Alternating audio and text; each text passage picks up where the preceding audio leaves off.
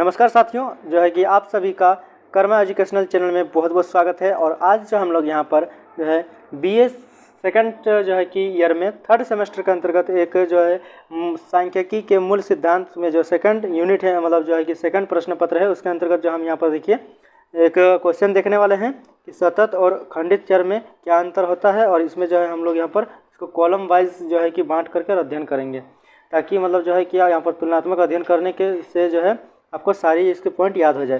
दोस्तों देखिए, हम यहाँ पर ये पहला बिंदु में देखेंगे कि खंडित चर जो है क्या होता है, हम ये समझेंगे। और खंडित चर को अंग्रेजी में कैटेगरिकल वेरिएबल कहते हैं, और निरंतर या सतत चर जो जिसको हम लोग इंग्लिश में जो है कॉन्टिन्यूअस वेरिएबल कहते हैं।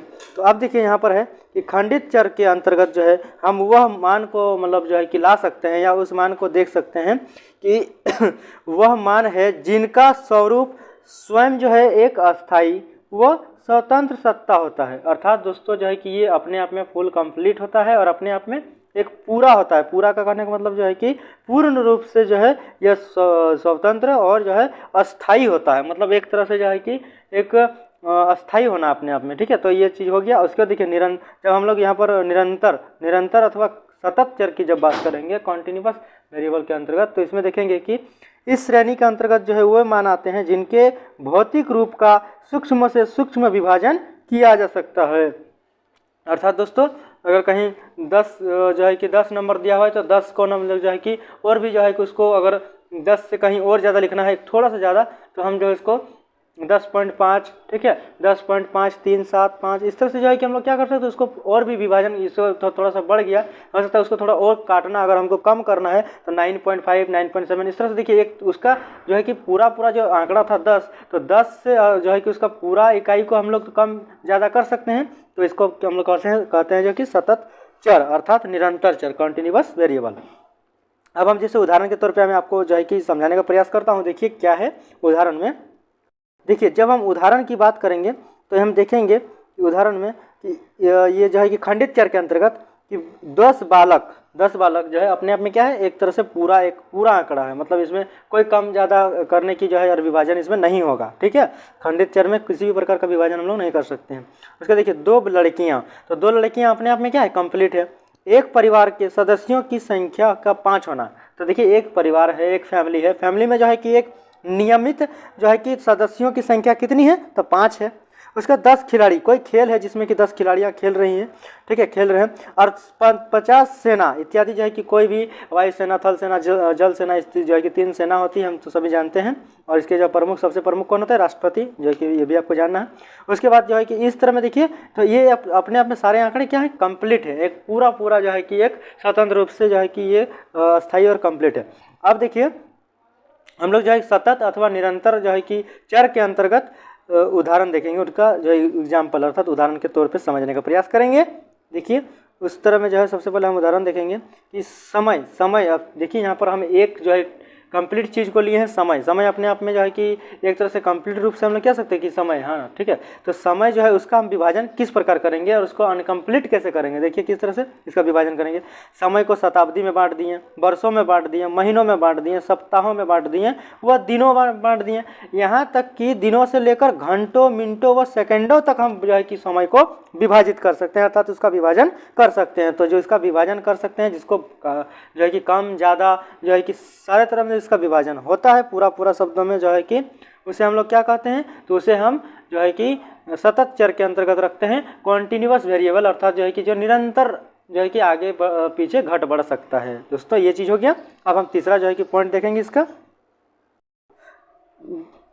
देखिए दोस्तों, अब जो है हम यहाँ पर इसका तीसरा बिंदु में देखेंगे कि खंडित चर के अंतर्गत कि खंडित चर में जो है हम लोग हमेशा पूर्ण इकाइयों का ही गणना कर सकते हैं, और जो है कि किया जाता है। तो कैसे, कि जैसे कि एक परिवार की निश्चित संख्या 3, 4, 5, ठीक है, ये देखिए 3, 4, 5 इत्यादि हो सकता है, अर्थात परंतु लेकिन यहाँ पर देखिए आपको ध्यान देना है कि 3.5, 4.5, 5.2 और 6.1 इत्यादि नहीं हो सकता है।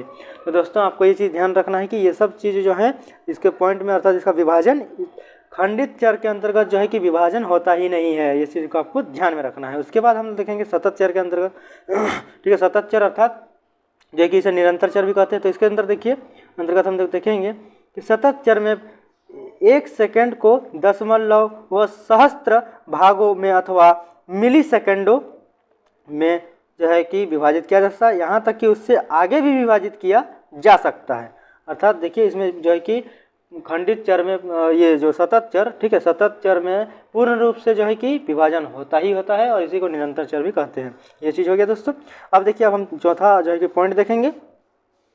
देखिए चौथा हमारे पास है खंडित चर के अंतर्गत कि खंडित चर में जो है पूर्ण अंकों के अतिरिक्त इनका दशमलव आदि में विभाजन नहीं हो सकता है, परंतु निसंदेह जो है कि ऐसा समय जो है कि ऐसा उस समय किया जा सकता है जब हम किसी जो है कि एक क्रिकेट के खिलाड़ी के एक पूरी टेस्ट श्रृंखला में जो है कि रनों की संख्या जो है, रनों की जो संख्या होगी दोस्तों, उसमें जो है कि क्या रनों की संख्या उनका जो है पूरे टेस्ट की रनों की संख्या का मध्यमान निकालते हैं। और ऐसी स्थिति में जो है हम कह सकते हैं कि अमुक खिलाड़ी का अमुक टेस्ट श्रृंखला में जो है रनों का मध्यमान 68.7 रन है। तो अर्थात जैसे देखिए ये 68.7 है इस खिलाड़ी का जो है, क्रिकेट खिलाड़ी का एक तरह से पूर्ण रूप है, मतलब जो है कि एक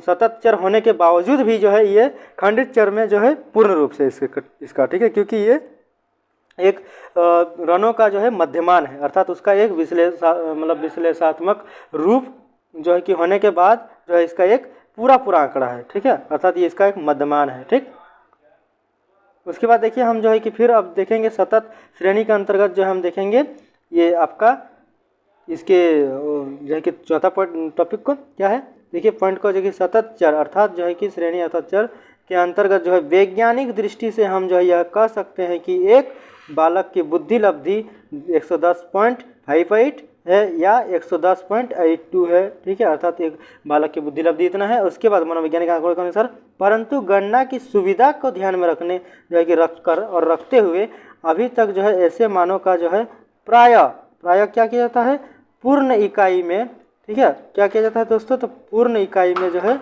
आपको यहाँ पर देखिए इसका पूर्ण इकाई में आप देख सकते हैं कि पूर्ण इकाई में जो है इसको 110 या 112 आदि में ही व्यक्त करने का प्रचलन है। वैसे बुद्धि लब्धि का मान जो है सतत चर के अंतर्गत ही रखा जाता है, ठीक है, आपको ये चीज़ ध्यान में रखना है। इसके बाद देखिए हम इसके बाद जो है कि आपको चौथा पॉइंट इसका दिखा दूँ, पांचवा, ठीक है, चौथा हो गया, हमने दिखाया अभी आपको पांचवा देखेंगे।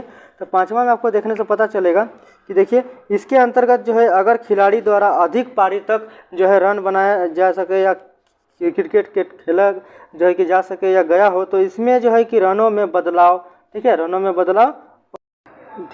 बदलाव भी आ सकता है, अर्थात इस तरह की बदलाव के बाद भी इसके जो है कि उपलब्धि का अधिक से अधिक शुद्धता से ज्ञान व विश्लेषण करना संभव हो जाता है। तो ये देखा दोस्तों। उसके देखिए मैं आपको जो है कि सतत चर के अंतर्गत में बताता हूँ। अब देखिए कि इसके अंतर्गत इस चर के अंतर्गत जो है एक विद्यार्थी द्वारा एक कक्षा में एक विषय में जो है प्राप्त अंकों को भी जो है प्रायः इस संपूर्ण इकाई में ही जो है व्यक्त किया जाता है। वैसे ऐसे अंकों का जो है दशमलव में भी विभाजित किया जा सकता है, परंतु गणना संबंधित सुविधाओं को ध्यान में रखते हुए जो है कि ऐसा प्रायः कम ही होता है, ठीक है दोस्तों। उसके बाद देखिए अब जो है कि हम यहाँ पर इसका जो है अंतिम और छठा जो है कि पॉइंट डिस्कस करेंगे क्या है। तो देखिए इसका छठा पॉइंट है खंडित श्रेणी के अंतर्गत कि खंडित चर को जो है असतत चर भी कहते हैं, अर्थात जो है कि इसे हम लोग क्या कहते हैं अंग्रेजी में कैटेगरिकल वेरिएबल, ठीक है। और इसके बाद जो है कि अब हम इसमें जो है कि आपका ये इसमें देख लेंगे कि इसका सतत श्रेणी में क्या है, सतत चर में क्या है। तो देखिए सतत चर को जो है निरंतर चर अर्थात जो है कि सतत चर को निरंतर चर भी कहा जाता है। इसको अंग्रेजी में क्या कहते हैं दोस्तों, तो इसको कहते हैं कॉन्टिन्यूअस वेरिएबल। तो दोस्तों देखिए आज की वीडियो में जो है हमने ये चीज़ आपको बताने का कोशिश किया कि सतत और असतत जो है कि चर में क्या अंतर होता है। दोस्तों चलिए मैं जो है कि आशा उम्मीद करता हूँ कि जो है आपको ये वीडियो अच्छी लगी होगी, सारे कंटेंट आपको समझ में आए होंगे। और अगर आपका सब्जेक्ट साइकोलॉजी है तो आपको ऑल द बेस्ट, और जो है कि आप अपने अच्छे से जो है कि एग्जाम का प्रिपरेशन कीजिए। वीडियो आपको समझ में आ गई होगी तो प्लीज़ वीडियो को लाइक कर दीजिए, चैनल को अगर चैनल पर नए हैं तो सब्सक्राइब कर दीजिए, और जो है कि इसी तरह के नए वीडियोज़ को पाने के लिए बेल के आइकन को प्रेस कर लिए। Okay guys. Thanks for watching this video by Karma Educational. Okay guys, thanks for watching. Take care. Bye bye.